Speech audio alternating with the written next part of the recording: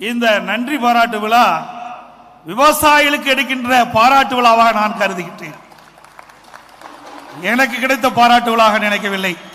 நானும் ஒரு விவசாயி என்ற முறையிலே இந்த நன்றி பாராட்டு விழாவை நான் மகிழ்வோடு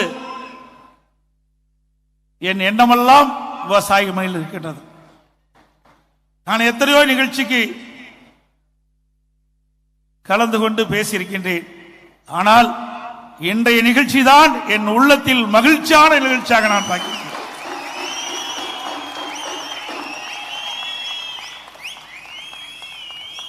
இன்றைக்கு இந்த 3 மாவட்டத்தில் இருக்கின்ற விவசாய பெருடைய மக்கள், விவசாய பிரதிநிதிகள் மேடையிலே பேசினார்களே, எத்தனை குடும்பங்கள் வாழ்கின்றன, எத்தனை விவசாய தொழிலாளிகள் வாழ்கின்றார்கள், எவ்வளவு விவசாய உற்பத்தி பெருக்கப்படுகின்றது.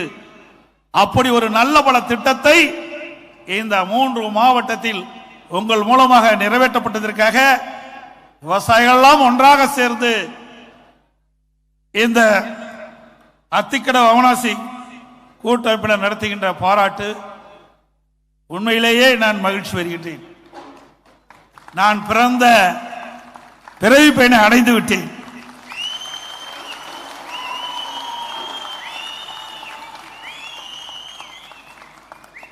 ஒரு விவசாயி என்பது என் வாழ்க்கையிலே தொடங்கி